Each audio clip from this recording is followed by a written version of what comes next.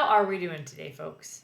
All right, so what I want to talk about today is a little bit about memory and why our memory can do some pretty amazing things, but also never works the way we want it to. All right, so to understand memory, we have to understand there's two major forms of memory. We've got a short-term memory and the long-term memory. Now, our short-term memory is what we're constantly using at any given time. So it holds on to things for a short period of time. Sometimes we think of short-term memory and working memory as very similar and related. And for the purposes of this conversation, that's what I'm going to do. So it is the pieces of information that you are keeping at the front of your mind and using at whatever moment you are currently in. So right now, I'm thinking about short-term memory while I'm talking about it.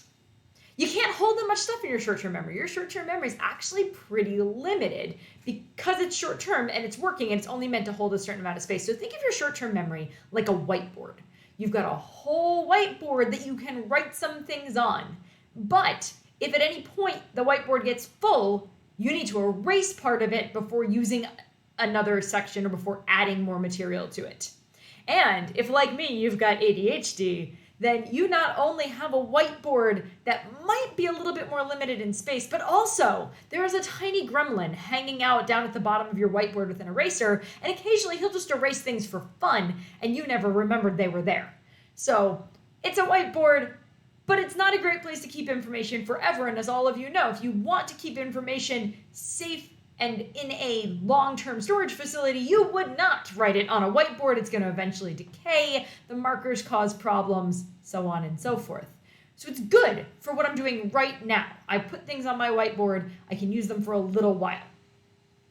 But if I want that information to be useful, I need to do one of two things with it. I need to either put it in another kind of storage facility, like on paper, in my computer, somewhere like that, or put it in my long-term memory.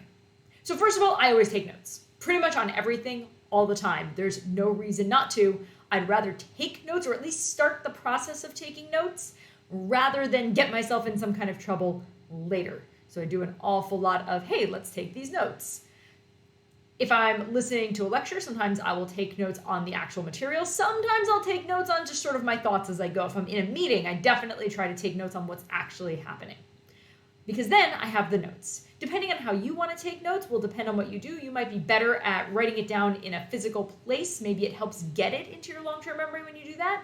You might be better about typing it. I move a little faster when I type, so I can help get things better. And also, if I type, I organize things by Google Docs, and I can search for it later. So even if that gremlin erases the things in my short-term memory, I can search later and find them. All right, so if that's short-term memory, it's your whiteboard. Let's talk about long-term memory. Long-term memory is actually pretty impressive. Human long-term memory might be almost unlimited, but it's not a matter of how much stuff we can store in there. Your long-term memory is a lot like a warehouse. It's absolutely huge. We can constantly add more things to it. But the problem with a warehouse is that if you don't categorize things well and know exactly where and how they're stored, it doesn't matter if it's there. You're going to lose it, and you can't find it when you need it. So the important thing of our long-term memory is not can we fit it in it, but can we pull it out later? And if you think about it, you know this because you're constantly remembering stupid things you don't need to remember and not being able to pull out the things you do. So when you're dealing with long-term memory, you want to think about the important parts are organizing, categorizing, and connecting. If you can make your long-term memory work in such a way so that one word triggers you to go, oh, I know what shelf that's on. I can open that box and connect it to 5 more things. Your long-term memory is working the way you need it to. However, if you see a word and instead your long-term memory is like, crap, I knew that word. Where on earth did it go? And now you're just pulling boxes off of shelves and throwing things around. Things are going to get lost. So that's how our memory works. That's why we need to write down and organize. And it's also why later on when we want to work with our long-term memory, our key isn't necessarily have we memorized it, but can we take that information, pull it out, and use it when we need to? And that is how we understand a little bit more about how our memories work. Thanks.